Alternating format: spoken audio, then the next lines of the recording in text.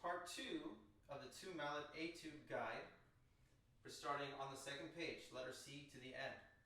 So the first statement, the first phrase, is very similar to the opening statement of the Etude, but it's in the key of B, and we got a little bit of a twist with this decrescendo that happens. So I'm going to give it to you real slow.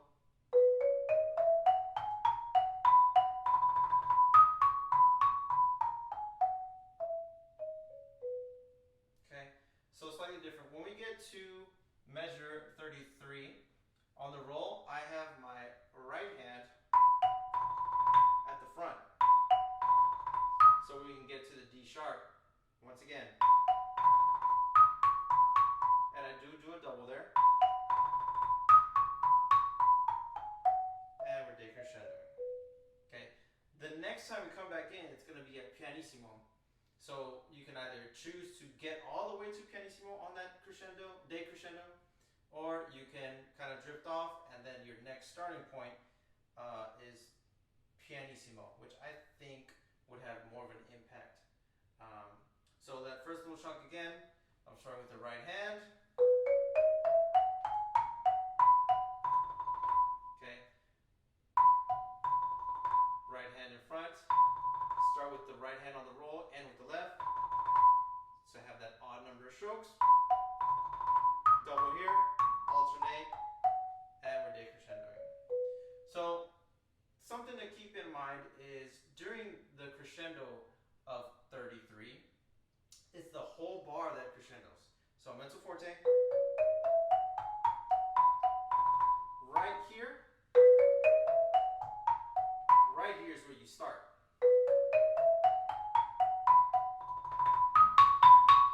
And on that C sharp, okay, that's when you start to level out, and then you start coming down.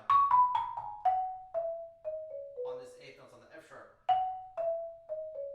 that's where decrescendo hits. Okay. So if we take that first chunk, the first little phrase, and we do the dynamics as written, it'll be something like this.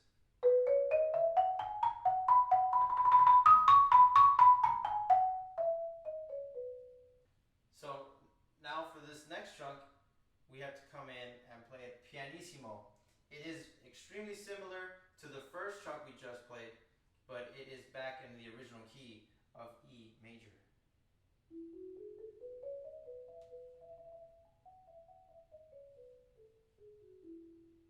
And then the pickups of the next bar should be louder than that statement, right? Because now we're at piano.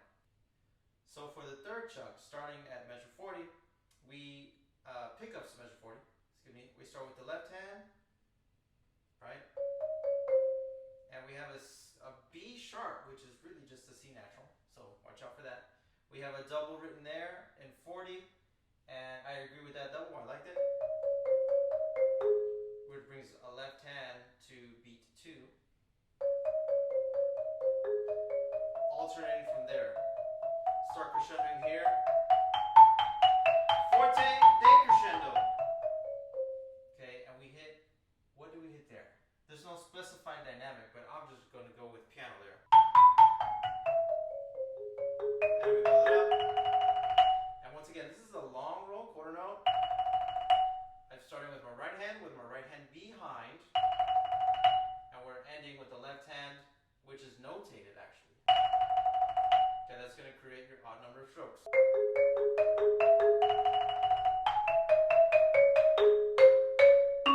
And then we had the strong accents at 47 and 48.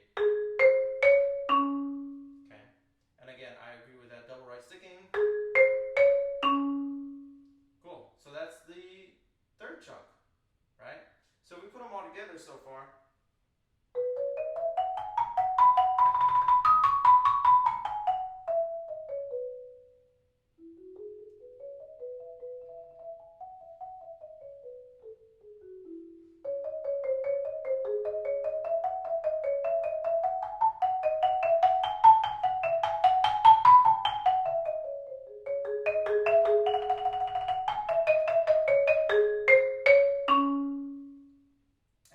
Into the pickups to D, which I rewrote the sticking to start off the left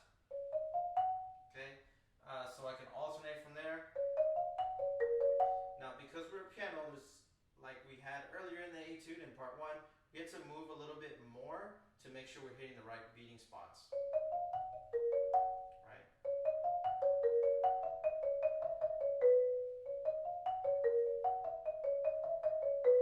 And you could change the sticking to avoid having to move like that, but I want to be consistent with starting the E's, E and the ones with my left hand.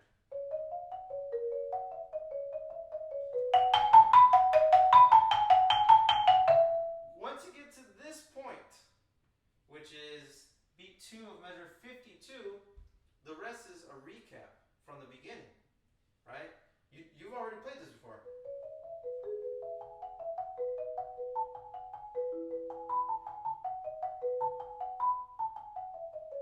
The only difference this time is, now, that was to the downbeat of 58. It's all piano. Okay, there's no crescendo until the point where we just stopped. Which, if we went back to the first page, it went like this. But this time it's condensed. Right? There's no A's in the accompaniment part of it, and we're just focused on the melody and eighth notes. And we do go back to the same way we did it, right, left, left, and on the right hand to have that odd number of strokes. This is all the same.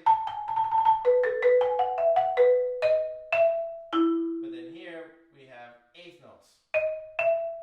It's not 60 notes like it was before, right? So very similar parts, but basically if you've learned the first page of this, the second page, and really it's the second half of the page should come to you a lot more naturally than when you're first learning, because you've seen this material before. It's just slightly different. So it's important to look for patterns as you learn music to get comfortable. One note of caution here is don't ever assume the patterns, all right? You know, you might be looking at the music and saying, oh, I've seen this before, and you kind of just skim through the measures that come along. You might miss something, okay? It's not always going to be a repeat.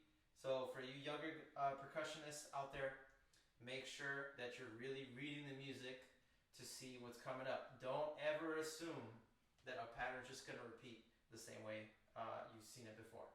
But it's good to look for patterns. So back to it, we get to measure 58 here.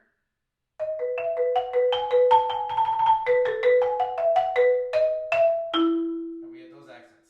And then we come to the last phrase here, starting once again on our left hand for our E and a 1 figure, right? And we play to the A. So we have our melody in our right hand. Okay? And there is a crescendo that starts to happen there. But I would be careful to not focus so much on crescendoing the left hand, but more on the right hand, because that's really where the change is happening.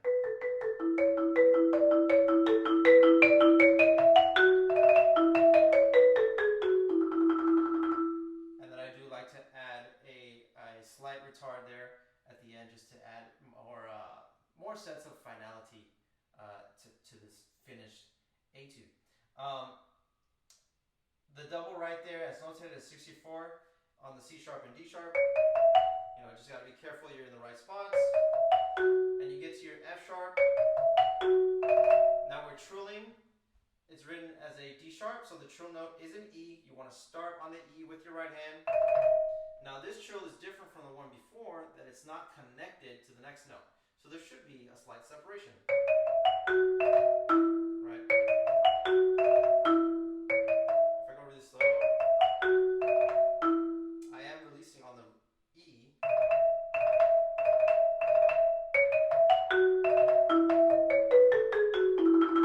Okay. And as I go down, I move my body. Now moving your body to be accurate is not always practical. For example, we're up here, the F sharp, I'm not going to move quick because you're jumping back up to the trill. That's a lot of dancing around. We also want to avoid that. We want to be as stable as we can. And to get down to this E, once again, you have to jump back up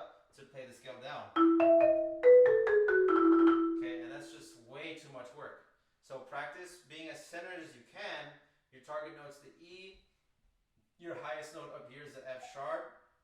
Okay, so if you stay balanced in between that range, and you just do a little bit of a lean to get you down the scale, that'll get you there. And I do have my right hand in front for that one.